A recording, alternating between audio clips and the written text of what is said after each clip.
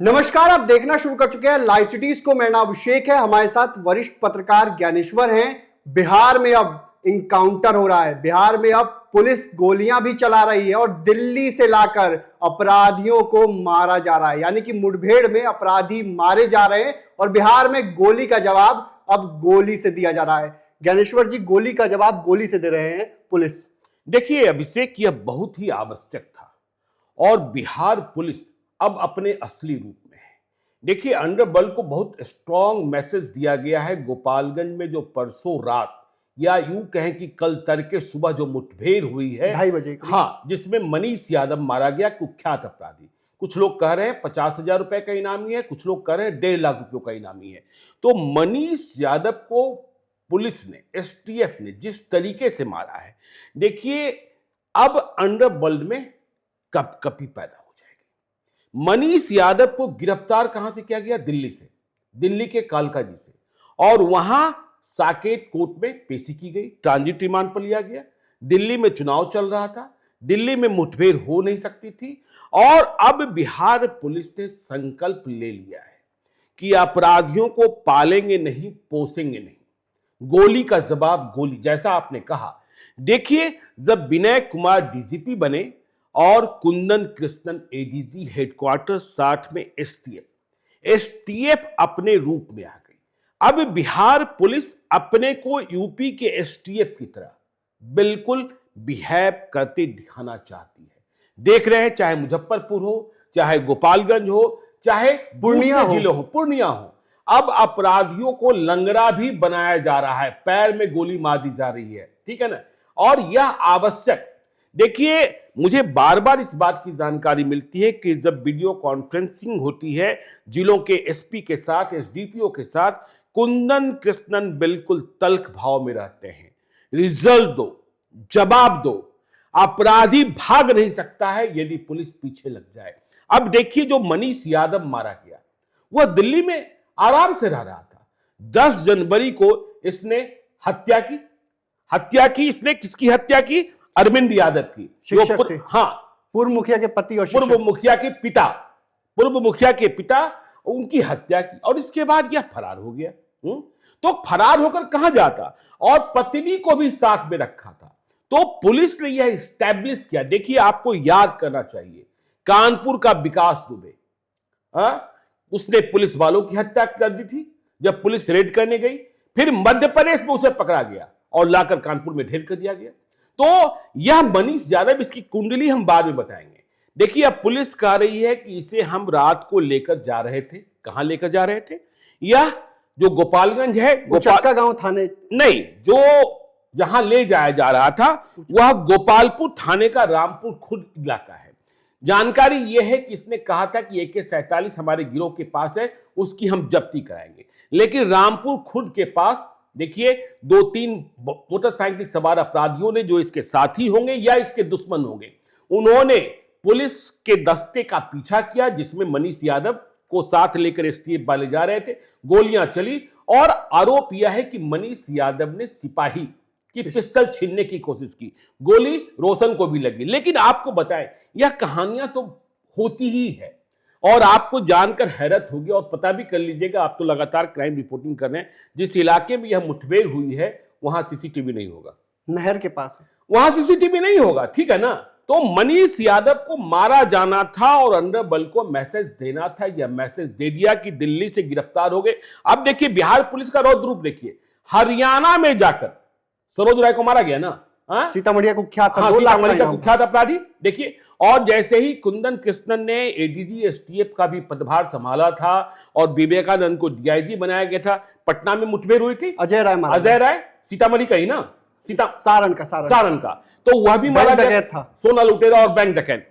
तो अब पुलिस ने यह साफ कर दिया है कि आप चाहे देश के जिस हिस्से में छुप जाओ। और देखिए, मनीष यादव, इसकी कुंडली बहुत अधिक नहीं है। इसके पिता जो हैं ललन चौधरी, यह आज भी दुबई में काम करते हैं, मजदूरी का काम करते हैं, और यह भी 2019 के पहले विदेश में ही मजदूरी का काम करता था। कोरोना में यहां आया और यहां अपराधी बन गया। इसका जो मंझला भाई है, जिसका नाम आजाद यादव है, वह आज भी चेन्नई में मजदूरी का काम करता है। इसका जो छोटा भाई है मोनू यादव, वह शराब की तस्करी में जेल में बंद है। तो अब बिहार में अपराधियों को सचेत होना होगा। पुलिस ने यह दिखाया है, अरे तुम्हारे पास तो 2-4 कट्टे होंगे, पिस्तल होंगे, और हमारे पास जब हम अपने पर आ जाएंगे और जब पुलिस अपने पर आ जाती है। देखिए, हमने कहा था कि जब विनय कुमार और कुंदन कृष्णन संभाल रहे थे कि आपको जेल पर ध्यान देना होगा, तो देखिए जेल पर कैसा ध्यान दिया गया। पटना के बेऊर जेल सुपरिटेंडेंट, उन पर ही ईओयू की रेड हो गई और मालूम हुआ कि जेल के भीतर क्या धंधा चल रहा था, क्या धंधा चल रहा था। हम ये नहीं कह रहे हैं कि उस रेड के बाद बिहार के किसी भी जेल में मोबाइल नहीं है या बिहार के जेल से अपराधी ऑपरेट नहीं हो रहे हैं। देखिए, 2 तरीके होते हैं। कभी कभी तो छूट दे दी जाती है कि ठीक है, देखिए जो बहुत अच्छे पुलिस प्राधिकारी होते हैं, अब तो बिहार में शराबबंदी है। मुझे एक पुलिस प्राधिकारी का ख्याल है, रात में जब शराबबंदी नहीं थी बिहार में तो 10 बजे बार बंद हो जाने का नियम था, लेकिन कई जो बार थे वह रात को 11 बजे तक चलते थे, 12 बजे तक चलते थे। कुछ वहां शोर शराबा भी हो जाता था, लेकिन जो तेज तर्रार एसपी होते हैं वहां अपने मुखबिर को बैठाए रखते हैं, वहां अपने मुखबिर को बैठाए रखते हैं। कौन रात तक? तो देखिए, जेल में भी खलबली है। सुपरिटेंडेंट साहब को लग रहा है अब बिहार भर के जेलों को कि देखिए किसी भी दिन, वैसे ही हम देखिए बार बार कह रहे हैं कि 3 और जेल सुपरिटेंडेंट हैं जो रडार पर हैं। तो मनीष यादव को मारा जाना, मनीष यादव का मारा जाना कह लीजिए, यह देखिए एक बड़ी उपलब्धि है और मैसेज है कि देखिए जब महागठबंधन की सरकार थी तो कुछ ढीली पुलिस दिखाई पड़ रही थी, कुछ शर्तें थीं, कुछ मजबूरियां थीं, लेकिन अब मजबूरियां नहीं है, चुनाव भी है और नीतीश कुमार की यूएसपी, नीतीश कुमार की सेहत को लेकर तो सवाल उठते रहते हैं, लेकिन वैसी स्थिति में यदि लॉ एंड ऑर्डर गड़बड़ हो जाए तो सवाल और भी ज्यादा उठेंगे। इसलिए बिहार पुलिस ने अपनी ड्यूटी संभाल ली है। अभी आपने देखा दानापुर में ज्वेलरी शॉप में लूट हुई, बड़ी घटना थी। पटना में दिन दहाड़े ज्वेलरी शॉप में लूट हो जाए, लेकिन हमने कहा ना उसका भी जेल से कनेक्शन आया। हाँ, जेल से कनेक्शन आया। यदि पुलिस चाहे और रिकवरी भी हो गई, रिकवरी भी हो गई, 15 लाख की ज्वेलरी बरामद। हाँ ठीक है, बरामदगी हुई ना, वहां तक पुलिस पहुंच गई ना कि जो अपराधी और वह सामान को लेकर बहुत दूर तक नहीं भागा जा सका। और पुलिस ने क्या किया, अपराधी साहब फरार हैं तो उनकी दोनों पत्नी को, क्योंकि लूटी हुई संपत्ति को छुपाकर पत्नी ने रखा था, इसलिए वह अपराध में शामिल हो गई, उन्हें गिरफ्तार कर लिया।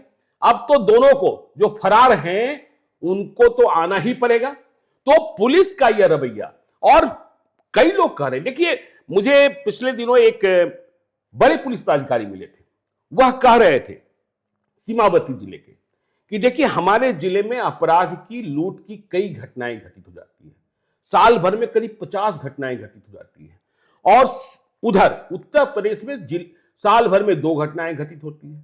हमने पूछा कारण, उन्होंने कहा कि देखिए उत्तर प्रदेश में क्या है कि यदि आपका अपराध में नाम आ गया तो पुलिस गोली मारकर लंगड़ा बना देगी। अब देखिए बिहार ने भी यह सीख लिया, बिहार ने भी यह सीख लिया।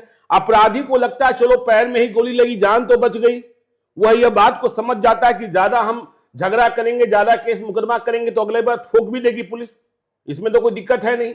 और गोपालगंज में देखिए अवधेश दीक्षित को, जो वहां एसपी हैं, उनके साथ अच्छे एसडीपीओ भी हैं। पहले मैं समझता था कि अवधेश दीक्षित काम्या मिश्रा के हस्बैंड हैं कि वह अधिक पढ़ने लिखने वाले हैं, लेकिन अब तो वह बिल्कुल लड़ाके दिख रहे हैं। 3-4 बार पैर में गोली भी मार 3-4 बार पैर में गोली भी मार चुके हैं। तो इसलिए यह बहुत ही स्ट्रांग मैसेज है कि आप देश के किसी हिस्से में जाकर छुप जाइए, लेकिन पुलिस, हाँ अब भी देखिए वो नेपाल वाला जो कनेक्शन है ना, क्योंकि नेपाल के भीतर जाकर जो अपराधी छुप जा रहे हैं उन्हें वहां से निकाल पाना, क्योंकि अब रिश्ते हमारे नेपाल से बहुत अच्छे नहीं रह गए हैं।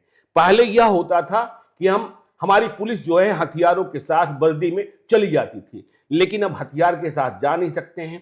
और वहां जो स्थानीय लोग हैं, नेपाली हैं, बिहार के अपराधियों को, देश के अपराधियों को संरक्षण दे रहे हैं, बाजाबता किराए का मकान दे रहे हैं, पहरेदारी कर रहे हैं। और यदि हमारी पुलिस, बिहार की पुलिस उत्तर प्रदेश की पुलिस जा रही है तो उसके बारे में नेपाल की पुलिस को जानकारी दे रहे हैं, और फिर नेपाल पुलिस परेशान कर रही है। आपको कई घटना याद होंगे कि बिहार की पुलिस को ही वहां बंधक बना लिया गया।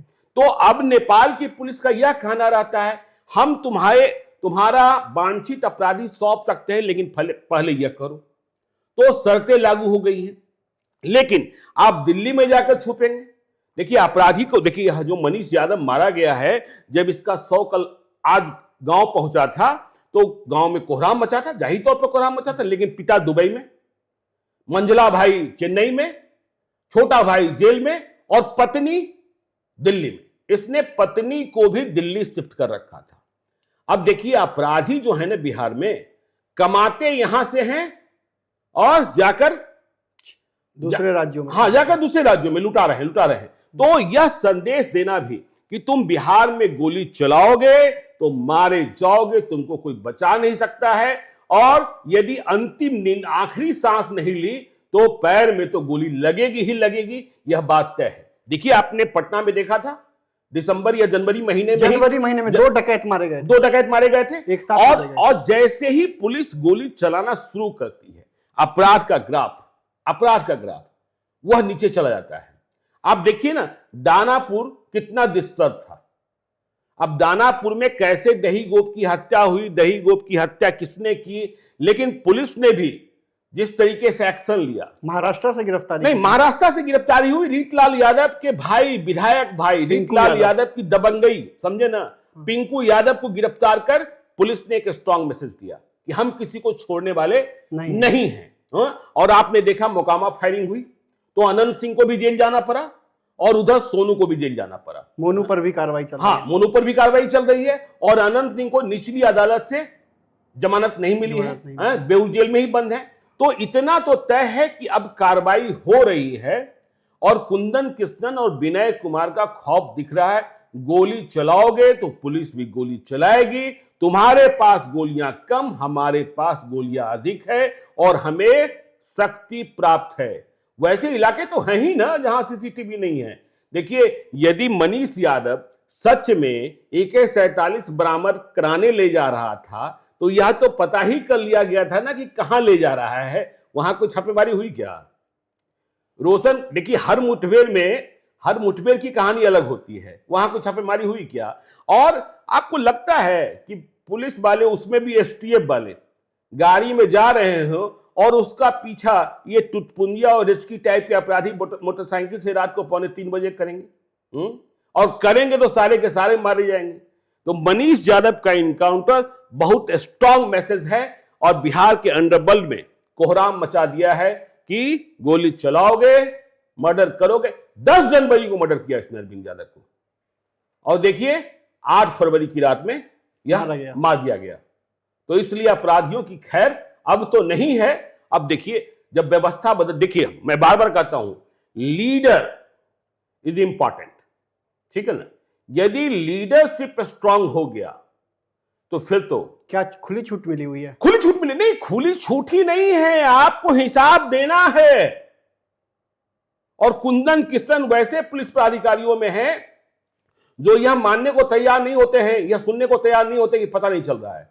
उनका अपना नेटवर्क इतना सॉलिड है, इतना सॉलिड है भाई। हमने तो देखा है 2005 में, देखिए 2005 और 2010 जो कहते हैं कि एकदम बिल्कुल गोल्डन एरा है, राष्ट्रपति शासन के दिनों में ही कुंदन कृष्णन पटना के सीनियर एसपी बनाए गए थे। उसके पहले देखिए डॉक्टर अजय कुमार, राजविंदर सिंह भट्टी, MS भाटिया के जाने के बाद पटना में अपहरण की बाढ़ आ गई थी। तो उसे कैसे कुंदन कृष्णन ने 2 अपराधी चांदीलाल और छोटका संतोष, यह कैसे गायब हुआ था और फिर पटना से अपहरण बंद हो गया था। और पटना से अपहरण बंद हुआ तो पूरे बिहार में राष्ट्रपति शासन के बाद राष्ट्रपति शासन के दौरान ही बिहार में चुनाव हुआ, नीतीश कुमार की सरकार बनी और नीतीश कुमार सुशासन बाबू कहलाने लगे। तो गोली चलाओगे तो गोली चलेगी, तो गोली चलाओगे तो गोली चलेगी। और अंडरवर्ल्ड में कोहराम मचा हुआ है क्योंकि अब बिहार पुलिस जवाब दे रही है, गोली से जवाब देगी और ज्यादा कुछ करोगे तो मुठभेड़ में मारे जाओगे। बने रहिए लाइव सिटीज के साथ, हमारे YouTube चैनल को सब्सक्राइब करिए, फेसबुक पेज को लाइक करिए। धन्यवाद।